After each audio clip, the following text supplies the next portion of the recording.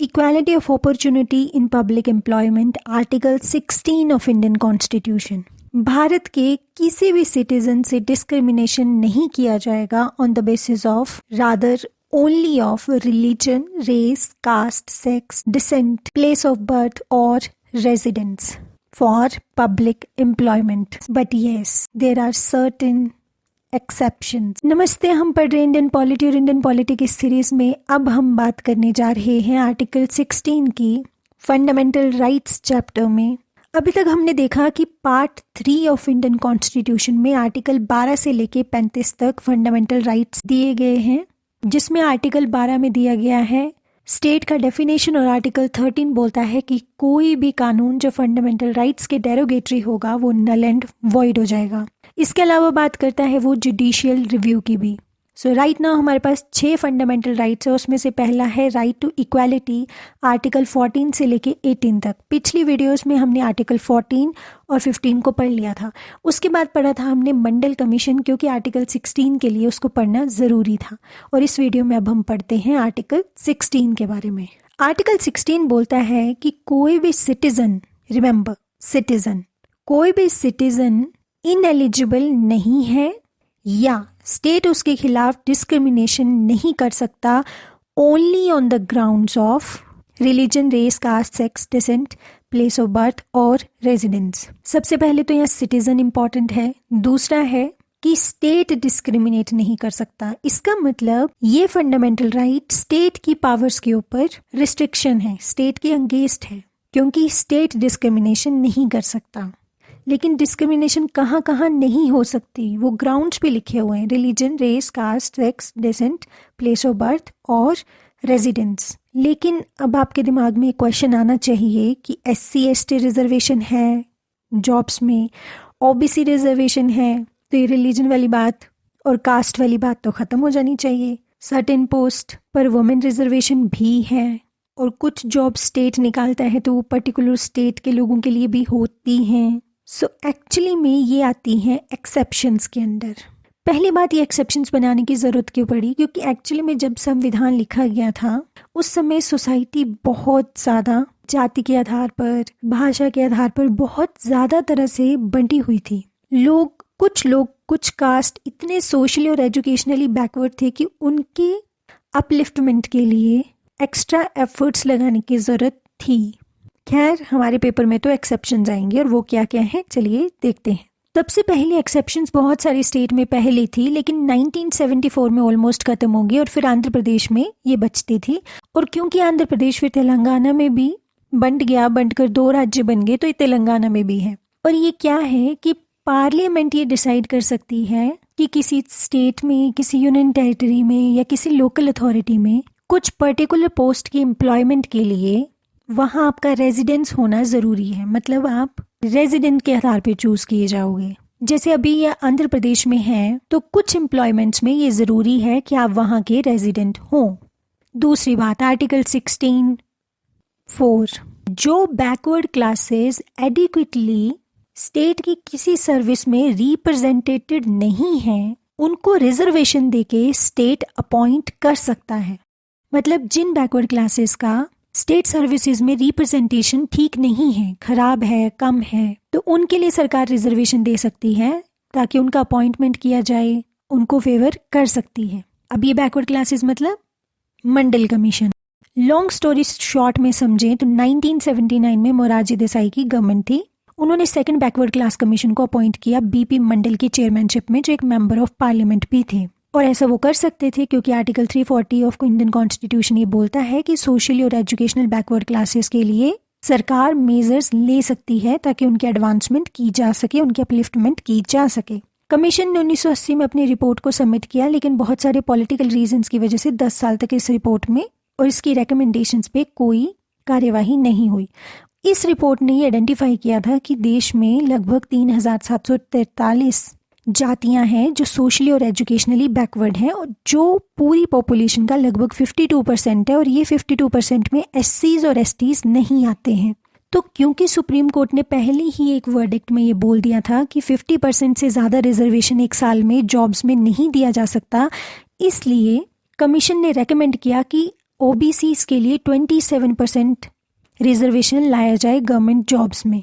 27% इसलिए क्योंकि ऑलरेडी एससीज और एसटीज के लिए 22% रिजर्वेशन था, तो 22 और 27 49% जो 50% से कम था, और सुप्रीम कोर्ट ने जो लिमिट सेट करी थी उसको ब्रीच नहीं कर रहा था। लेकिन मंडल कमीशन का विरोध करने वालों ने ये बोला कि सेंसस 1931 के इस्तेमाल की गई थी, जो बहुत पुरानी थी, और देश को आज़ाद हुए भी लगभग उस समय 1980 में 30 साल हो चुके थे, तो अब तक कई ओबीसीज अपलिफ्ट हुए होंगे, ऐसा उस समय लोगों का मानना था। 1980 में इस कमीशन ने अपनी रिपोर्ट दी, लेकिन 10 साल तक कुछ नहीं हुआ, और 1990 में वीपी सिंह गवर्नमेंट ने इस रिजर्वेशन को डिक्लेयर कर दिया, और जैसे ही उन्होंने 27% ओबीसी रिजर्वेशन गवर्नमेंट जॉब्स में डिक्लेयर किया, पूरे भारत में इसका विरोध होने लग पड़ा, स्पेशली उत्तर भारत यानी नॉर्थ इंडिया में बहुत ज़्यादा। एक्चुअली में और डिटेल में सब कुछ कैसे हुआ था ये मंडल कमीशन वाली पिछली वीडियो में आप देख सकते हैं।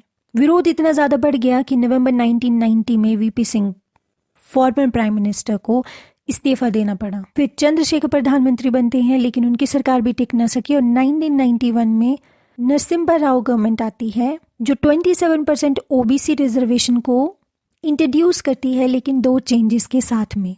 पहला कि ओबीसी में उनको ज़्यादा प्रेफरेंस दी जाएगी जो पुअर सेक्शन है, वो 27% कोटा का लाभ ज़्यादा उठा पाएंगे, मतलब उन्होंने इकोनॉमिक क्राइटेरिया को इंट्रोड्यूस किया। दूसरा, जर्नल में भी इकोनॉमिकली वीक सेक्शंस हैं उनके लिए 10% का रिजर्वेशन इन जॉब की बात पीवी नरसिम्हा राव गवर्नमेंट ने बोली। हालांकि Indira Sahni versus state of India case, जिसको मंडल केस भी कहा जाता है, उसमें 1992 में सुप्रीम कोर्ट ने ये बोल दिया कि ओबीसी के लिए 27% का कोटा कॉन्स्टिट्यूशनल वैलिडिटी के अंडर आता है। आर्टिकल 16(4) सही है, ये सुप्रीम कोर्ट ने बोल दिया। लेकिन economically weaker section of higher caste के लिए 10% के कोटे को रिजेक्ट कर दिया। लेकिन सुप्रीम कोर्ट ने बोला कि ओबीसी में क्रीमी लेयर को इस रिजर्वेशन से बाहर रखा जाए।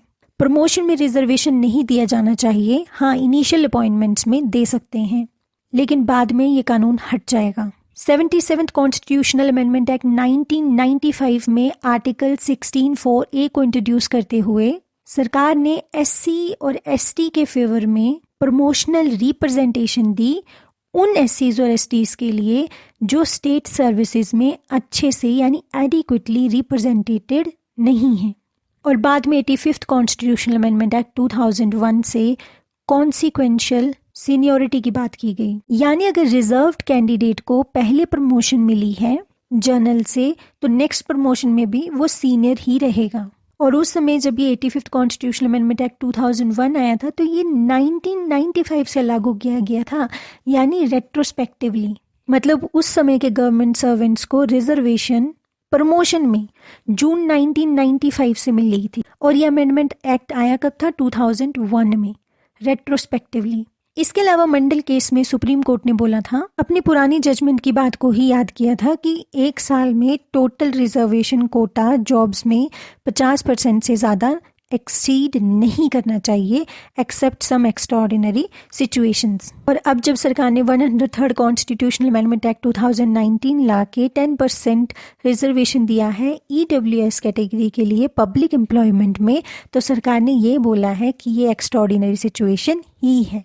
इसके अलावा मंडल कमीशन में सुप्रीम कोर्ट ने बोला था कि कैरी फॉरवर्ड रूल का जो बैकलॉग है, यानी अनफिल्ड वैकेंसीज हैं जो भरी नहीं गई हैं, उनको भरो, लेकिन 50% रूल का वायलेशन नहीं होना चाहिए। लेकिन मंडल केस में जो सुप्रीम कोर्ट ने बोला था कि 50% रूल को वायलेट नहीं करना चाहिए, बाद में ये 50% की सीलिंग लिमिट को हटा दिया गया था, और ये हटाया गया था 81st कॉन्स्टिट्यूशनल अमेंडमेंट एक्ट 2000 से, जिसने आर्टिकल 16 में एक नया प्रोविजन ऐड किया था।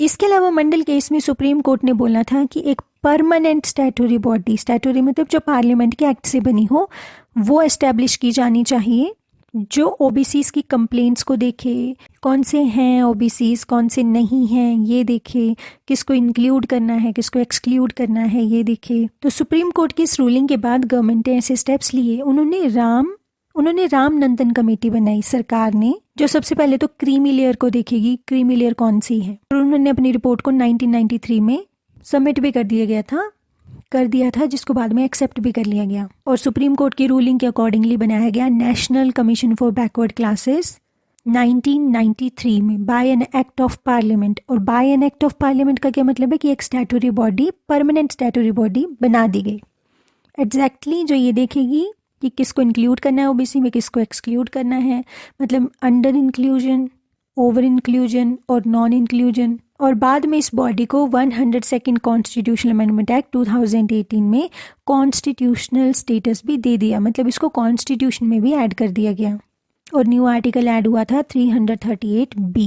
तो ये था मंडल कमीशन के बारे में। और मंडल कमीशन के बाद जो सुप्रीम कोर्ट ने मंडल केस में रिकमेंडेशंस दी थी या रूलिंग्स दी थी, उनके साथ बाद में क्या क्या हुआ वो हमने देख लिया। अब वापस चलते हैं एक्सेप्शंस ऑफ आर्टिकल 16 पर, जिसमें पहली एक्सेप्शन हमने ये देखी थी कि पार्लियामेंट रेजिडेंस के आधार पर कुछ सर्टेन एम्प्लॉयमेंट्स कर सकती है या कुछ सर्टेन अपॉइंटमेंट्स स्टेट में या टेरिटरी में, लोकल बॉडी में कर सकती है, जो अब सिर्फ आंध्र प्रदेश में है।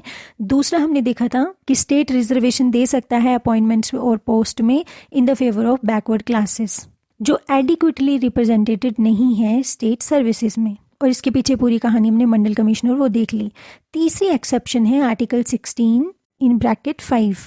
तीसरी एक्सेप्शन बोलती है कि कोई भी रिलीजियस प्लेस है, अगर उसको कोई गवर्न कर रहा है, उसको कोई बॉडी चला रही है, तो कोई भी उठ के ऐसा नहीं बोल सकता कि मैं भी जी इसका प्रमुख बन सकता हूँ या बन सकती हूँ।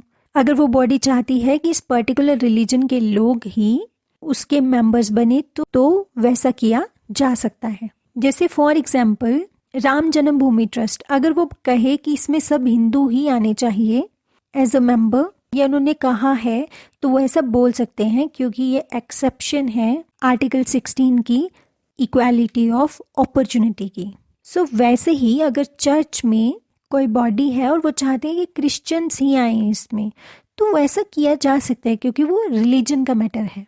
वैसे गुरुद्वारे में अगर चाहें, गुरुद्वारा प्रबंधन कमेटी में सब सिख ही हो, तो वैसा भी किया जा सकता है और होता है।